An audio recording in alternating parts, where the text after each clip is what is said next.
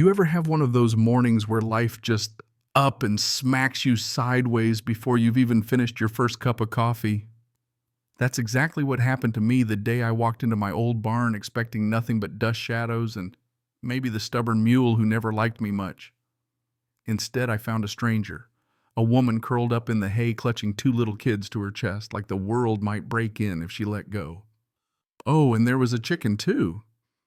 Yeah, I know, sounds like the setup to a joke, but that's how it started. She woke to the sun streaming through the rafters, blinking at the beams like she'd forgotten what real light looked like. Her hair was tangled jacket swallowing her shoulders, and those kids, a boy and a girl, must have been 3 if they were a day thin but calm, which told me they'd seen worse than me wandering in at sunrise. I just stood there with my coffee, half tempted to ask about the chicken first, because really, who brings a chicken? Instead, I went with morning in that slow drawl you use when you're not sure what you've stepped into. She froze, shielded the twins like a mother wolf. The chicken flapped once, resettled unbothered by the drama. "I'm sorry," she blurted. "We thought this place was empty." I raised an eyebrow. "You always travel with livestock." She just shook her head. Didn't answer, so I pointed to the chicken and asked, "She yours?" She said the kids named her Goldie, but really she just found them. I tried to keep it light. "She better not snore." The woman blinked. Not sure if I was joking, but I waved her off, said stay, for now. Gave her a broom, told her this place needed more sweeping than talking anyway, and left it at that. Her name was May, I learned, and she worked as quiet as the sunrise kids tumbling through the hay, while Goldie trailed after them like she'd always belonged. May didn't say much, but you could see the way she kept glancing over like she was waiting to be run off.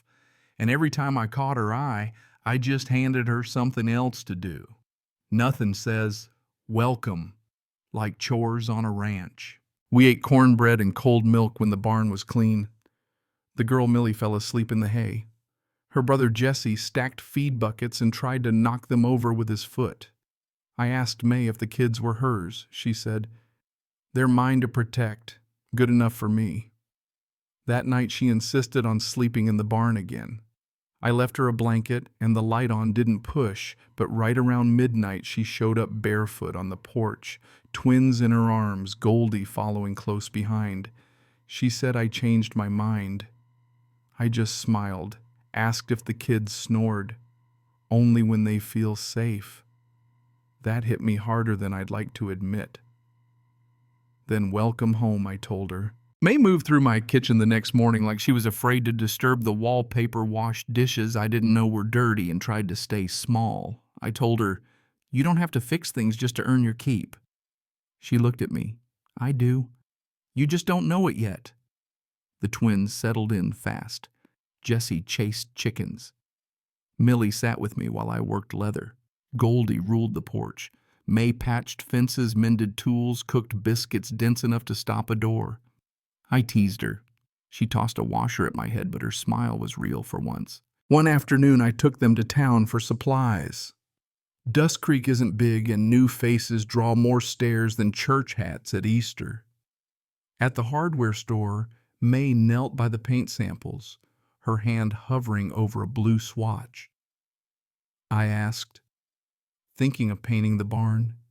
She shook her head, said she used to paint, then let it drop. Back home, I watched her rock the twins on the porch, laughing for the first time. That's when I realized this woman had lost more than she let on, and maybe so had I. Night rolled in, slow and soft. May confessed storms made the kids nervous, so we all camped out in the living room, Goldie perched on the windowsill. After a while, I asked her, "Did you love him?" She looked at the fire. "No. I feared him. When I stopped fearing, he got worse." My fists clenched, thinking about men like that. "He say no one would believe you." She nodded. "Well, he was wrong," I said, "because I do." She asked why I was so kind. "Because someone was kind to me once and I never forgot what it felt like. That's the honest truth." After the storm, something shifted. May stopped keeping her bag by the door. She laughed more, her hair shining in the kitchen light. The twins played until they dropped dirty and happy. Even Goldie seemed smug, like she'd picked the right barn to wander into. It was almost peaceful, like life had handed us a second chance. But you know how life is. It never stays calm for long. One hot afternoon, a black car kicked up dust on the drive. A man in a suit got out all city polish and hard eyes, asking after May Bennett traveling with 2 children. I stepped in front of her, told him he was on private land and should keep moving. He smiled thin as a razor. If you see her, tell her she can't run forever. He left. The silence that followed was sharp. Is that him? I asked. No. But he works for him. I told her, you're not alone now. That night, May sat beside me shaking. She made me promise to keep the kids safe if anything happened. I promised. No question. May started humming in the mornings, fixing broken hinges, baking biscuits with cinnamon and painting the back door sky blue, her color, she said, the one she always dreamed about.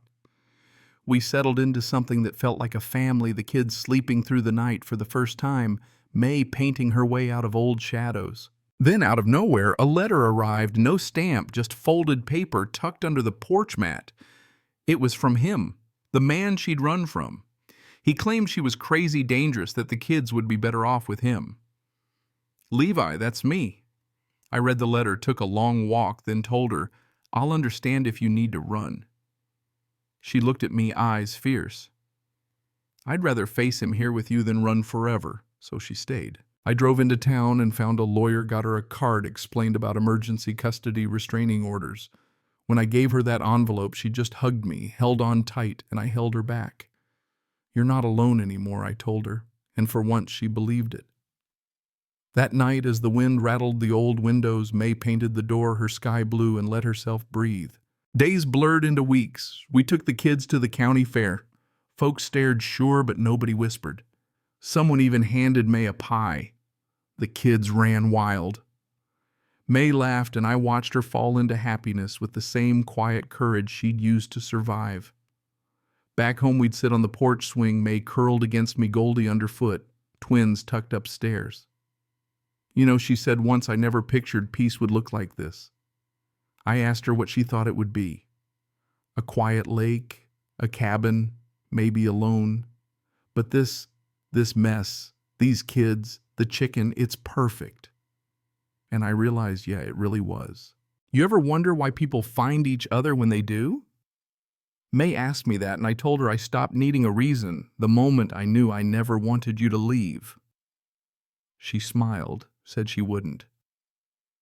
That night, after tucking the kids in, we drank tea in the kitchen. Goldie watched like a nosy ant. You think she approves, I joked. Only if she lays heart-shaped eggs. May shot back. We laughed, just the sound of it filling every quiet crack this old house ever had. Later, out by the porch, May asked, You ever want more? I thought about it, about what we'd built from broken pieces. I want mornings like this, afternoons, fixing fences, kids falling asleep dirty and safe, and you right here. She leaned on my shoulder. I used to think love was fireworks, big speeches. Now I think it sounds more like a man saying, stay if the chicken don't snore. Goldie made a funny sound right then, maybe a snore, maybe just a cluck, and we both laughed till our sides hurt. And that's how it goes. Sometimes family finds you in the strangest places, curled up in the hay, running from trouble, or following the lead of a chicken who never needed anyone's permission. We built something real out here, messy and noisy and alive, and for the first time in forever, none of us were running. We were home, even if the chicken did snore. So tell me, after all that, what would you have done? Would you have let them stay, risked the trouble, or sent them on their way? I want to hear what you think, right and wrong, safety, justice, what it means to find your people when you least expect it. Drop your thoughts below. This story ain't just mine anymore, it's ours. Xin chào các bạn, mình là Trinh, mình phụ trách viết content. Vamos supor, você falou negócio sério. It is cold, yeah. Next one? Alright. Thank you, man. Hey, if you guys have any trouble, let somebody know. Please. After the tree to hold on to. Yeah, they're- Use the fence.